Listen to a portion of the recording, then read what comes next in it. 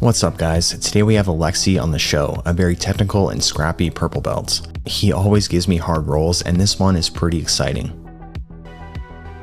We start off and right away, Alexi tries to split my guard, meaning he tries to step one of his legs between mine. But I always prioritize getting my feet to the inside of my partner's legs, as that enables me to get my hips under my opponent's hips, which is what I'm working towards here. I use that foot on his shin to lift and start to pull Alexi's leg in front of my hip for single leg X. But he's not making it easy for me.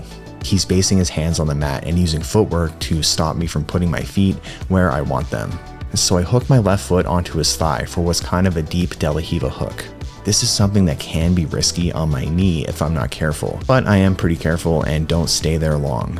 Look how as I come up to my feet, I keep Alexi's foot trapped and lift up his leg with me into the single leg. And finish with a very standard single leg finish called running the pipe, where I rotate him and drive his hips to the mat using both my head, my hand on his belt, and my footwork. As I land, I start entering into a modified over-under pass, where instead of positioning my right arm under his thigh, I position it over his shin. This really locks his hips in place and really takes away his ability to use that leg to escape or counter. Now watch what I do with my feet. I start circling with my feet to really straighten his leg. With his leg straight, it's very tough for him to keep his foot hooked onto my leg, and now I can backstep pretty easily to pass. Look how quickly I dive my right knee underneath his leg. This takes away any potential space for him to regard. This coming sequence is a good example of what I call a replacement system. I need to advance, but I also need to keep his hips controlled as I do. I switch my right arm from in front of his knee to blocking his hips with my forearm, and then to hugging his hips with my arm. His hips are controlled the entire time, as I'm also searching to control his head with my left arm. But I can't really get great control of his head, so I pop up to knee on belly to control his hips with my right shin. Now I can posture up better and more easily gain control of his head, which I do by grabbing his lapel. This is a shallow crossface where I prevent his head from turning using my forearm. I could smash from here and look to submit from top position, but I'm all about the back. So I spin around him and intentionally give him room to get to his knees so I can take the back. I would have liked to drag him down right away, but Alexi sees the threat and doesn't budge. Setting traps by letting people get to their knees is something I do very often to take the back. Watch how I get my hook in from here. I take a scoop rip by positioning my palm into the inside of his thigh to open up space between his thigh and torso, and now there's room for me to insert my hook and use my body weight to drive him down to the ground. I'm trying to find a way to trap his arm with my leg. Getting my hook up higher and onto his arm makes it easier for me to submit him. And Alexi kind of makes that easy for me when he starts to try to grab a hold of my pants. It was a quick catch on my part, and I reinforce it by crossing my feet together. People mistakenly think that it's always a bad idea to cross your feet on the back, and that's simply not true. His last remaining hope is to control my choking arm with his hand, but watch how I peel that grip off. I grab it by the palm and peel/lift it off my wrist. And now it's his no hands against my one hand, and I enter into the chicken wing style bow and arrow choke, which is just nasty, as I can use my left arm to really push his neck into my wrist of my right arm. I'd say that this style of bow and arrow choke is often even better than the regular bow and arrow choke because you don't need to search for the pants to lock it up, and again, it's just nasty.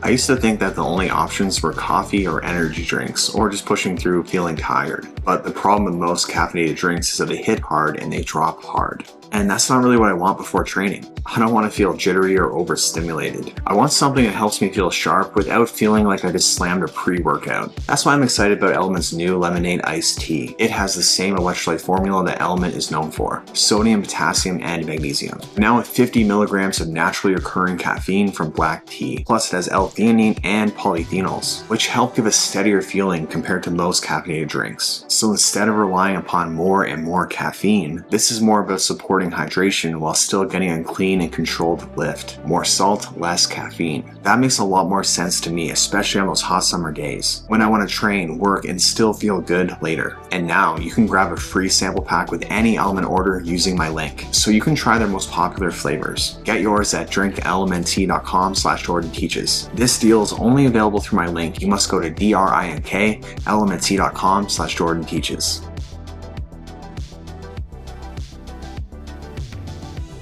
We start again, and this time, Alexi does a much better job of splitting my guard.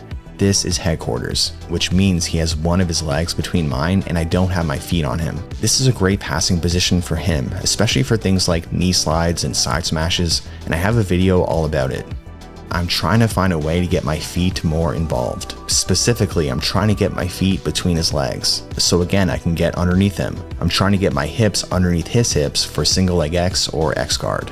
But he again does a great job stopping that. And his underhook has me a little bit worried. That's why I really push him away so he can't get a deep underhook and pin me down.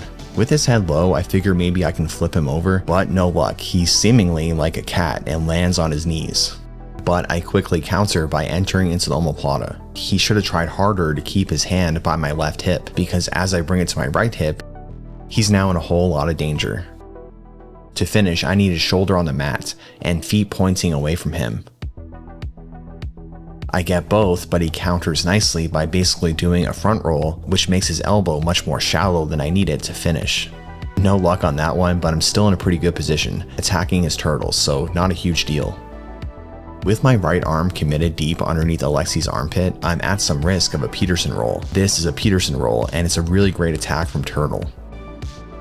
So I'm careful and don't fully commit my weight to my right. I end up switching sides, and it looks like he briefly thinks about a Peterson roll here, but instead front rolls into his guard. Here I really mess up by not keeping his feet off me.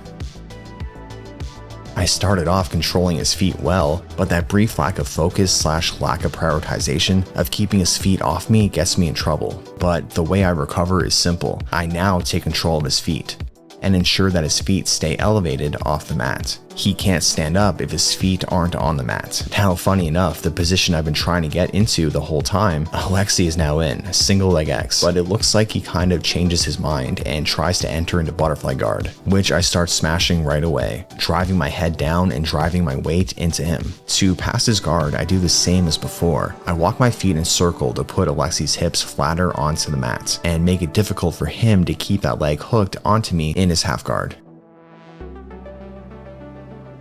And now I make it so Lexi's only real option is to turn away from me to attempt to escape. And because I know that, I'm ready to throw my hooks in and take his back as he does. So much of Jiu-Jitsu is creating traps, dictating where your opponent can move and enticing them to do so. And then because you're ready, you can capitalize.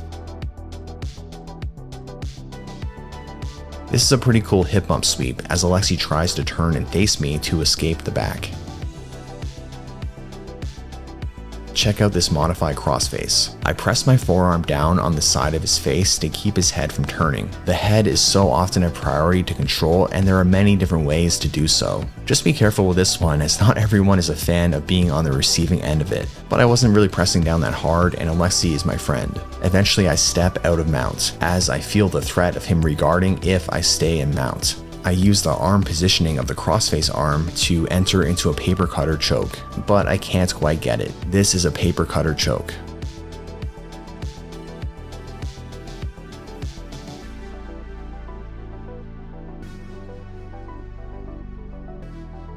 As Alexi tries to rotate, I see his back is elevated off the mat, so I lift it up even further and attempt to take his back, but I can't get behind his arms. Here's an example of the importance of controlling the head. I don't do a great job of controlling his head, and Alexi's able to uncover his head. He lifts it up and out of there. I could try to wrestle him down for top position, but instead decide to try to use his momentum to get underneath him. Look how both my feet are between his, which allows me to get my hips under his for single leg X. This is a bit of a cheeky attack. I see his hand on the floor. His arm is separated from his body, which is what I need for a triangle, but his leg is in the way. So I attempt a triangle, which is a leg in triangle. I can almost never hit them. You need to have some long legs to do so, and mine are a bit too short and stubby, but it was worth a try. We get into a bit of a leg lock battle, and I'm just trying to make sure he doesn't capture my knee line by positioning his legs in front of my knee closest to my hips. But then I don't really stop it, and he enters into 50-50 and searches for an ankle lock. Every time he puts his foot on my hip, I feel like I'm in danger. So every time he does, I quickly address it and get it off my hip. With his foot on my hip, he can really use it to push off of and create more leverage. I come up on top, which is a great strategy to counter many leg entanglements, but especially 50-50, because it positions me into a very powerful smashing position, and I enter mounts using dope mounts, sliding one knee to a hip at a time.